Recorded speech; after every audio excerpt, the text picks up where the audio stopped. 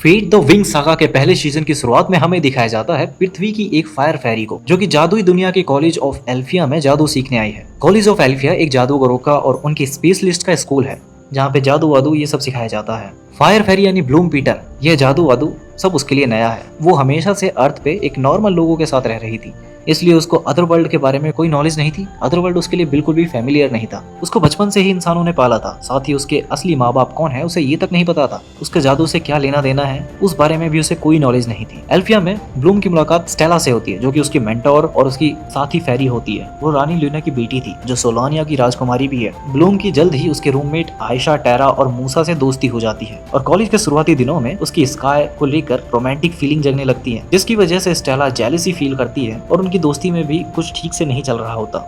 Sky एक specialist है और एक अच्छा वॉरियर, जिसने अदरवर्ल्ड के विलन से लड़ने की काफी बढ़िया ट्रेनिंग ली है। स्काई के पिता भी एक महान स्पेशलिस्ट रह चुके हैं, लेकिन उसके पिता की मौत के बाद स्काई को उसके पिता के बेस्ट फ्रेंड सोल सिल्वा ने पाला था और उसकी परवरिश की थी, साथ ही उसे ट्रेन भी किया था। दूसरी ओर ब्लूम को दिखाया जाता है। ब्लूम को अजीब से सपने आने लगते हैं। उन सपनों में कोई उसे तलाशने के लिए बुलाता है। एल्फिया की हेड मिस्ट्रेस डाउलिंग ब्लूम को बताती है कि उसकी सपने वाली मिस्टीरियस फेरी रोजलिंड थी, जो पहले एक लंबे समय तक एल्फिया की हेड मिस्ट्रेस रह चुकी है। इसी दौरान एक नई फेरी स्टूडेंट जिसका नाम बेट्रिक्स होता है, वो एल्फिया में आती है, लेकिन ऐसा लगता है उसके इरादे कुछ मिस्टीरियस हैं। वो स्काई के साथ ही स्पेशलिस्ट रीवन के साथ रिलेशनशिप शुरू करती है और हेड मिस्ट्रेस डाउलिंग के रहस्यों को सस्पिशियसली देखना शुरू करती है। बीट्रिक्स को डाउलिंग के एक ऑफिस में सीक्रेट रूम का पता चलता है और किसी को भी उसकी खोज का पता लगाने से रोकने के लिए हेडमास्टर के असिस्टेंट कैलम को वो मार देती है उसी सीक्रेट रूम में। तभी रोजलिन, जिसे कैद करा हुआ था काफी सालों से, वो जग जाती है। लेकिन बीट्रिक्स ब्लूम को एस्तरदेल नाम की एक जगह पर लेकर जाती है। वो उसे बताती है कि ये वो जगह है जहाँ उसका जन्म हुआ था, लेकिन उसकी पूरी फैमिली और टाउन के सभी लोगों को एक मिलिट्री यूनिट ने मार दिया था। वो मिलिट्री यूनिट एल्फिया की थी, जो उस इलाके को विलन्स का इलाका बताकर छुटकारा पाना चाहते थे। ब्लूम को लगने लगता है कि एस्तरदेल ही वो जगह है जहाँ उसके माँ बाप को जिंदा जलाया गया था। बीट्रिक्स ब्लूम को समझाती है कि वो डाउलिंग, सिल्वा और टेरा के पिता थे, जिन्होंने एस्तरदेल को नष्ट किया है, और वो बताती है कि डाउलिंग ने रोजलिंड को एक सीक्रेट रूम में कैद कर रखा है। इसके पहले कि बीट्रिक्स और कुछ समझा पाती, डाउलिंग वहां आ जाती है और उसे अरेस्ट कर लेती है। जैसे ही ब्लूम बीट्रिक्स को बचाने का कोई तरीका ढूंढती है, डाउलिंग और सिल्वा स्काई को उसकी जासूसी करने के लिए मजबूर कर देते हैं। लेकिन बजाय जासूसी के स्काई कन्फेस कर लेता है कि उसे उसकी जासूसी करने भेजा गया है, और उसके बाद उन दोनों की आपस में किस हो जाती है।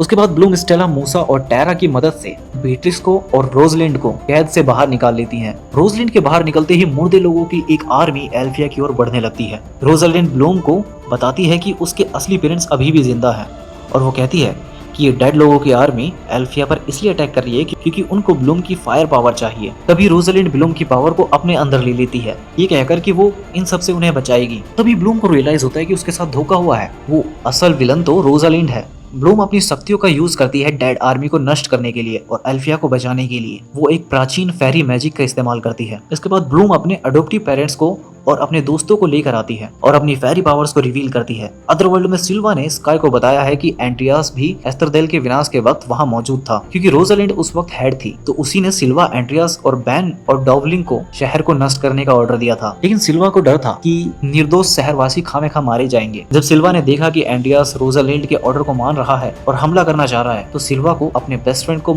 मजबूरन मारना पड़ रहा था। लेकिन तब तक बहुत देर हो चुकी थी और एस्तरदेल डिस्ट्रॉय हो चुका था। अभी सोलारियन, ल्यूना की और एंड्रियास आते हैं। स्काई और सिल्वा ये देखकर शॉक रह जाते हैं कि एंड्रियास अभी भी जिंदा है, और सिल्वा को अरेस्ट कर लिया जाता है क्योंकि उसने मर्डर अटेम्प्ट करा था एंड्रियास को मारने के लिए। तभी ये पता चलता है कि एंड्रियास ने रोजलिंड के ऑर्डर पर छिपने और अनाथ हो चुकी बीट्रिक्स को पालने का आदेश पर अपनी मौत का नाटक किया था। इसी बीच डाउलिंग का सामना रोजलिंड से होता है, जो बताती है कि वो मुर्दे लोगों के आर्मी को ड्रैगन फ्लेम के एक प्राचीन जादू से बनाया गया है, वही जादू जो ब्लूम के भीतर चलता है। रोजलिंड का मानना था कि एक बड़ा युद्ध आ रहा है और ब्लूम की शक्तियां इसे रोकने की चाबी हैं। रोजलिंड को ये भी लगता था कि डाउलिंग एल्फिया के स्टूडेंट को प्रॉपर ट्रेनिंग नहीं दे रही है। इसी सब के बीच वो डाउलिंग की गर्दन को तोड़ देती है, और जब ब्लूम और उसके दोस्त एल्फिया में वापस आते हैं तो उन्हें पता चलता है कि क्वीन लीना ने रोजलिंड को हेडमिस्ट्रेस के रूप में एल्फिया का नया इंचार्ज बना दिया है, और यहीं पर पहला सीजन खत्म हो जाता है।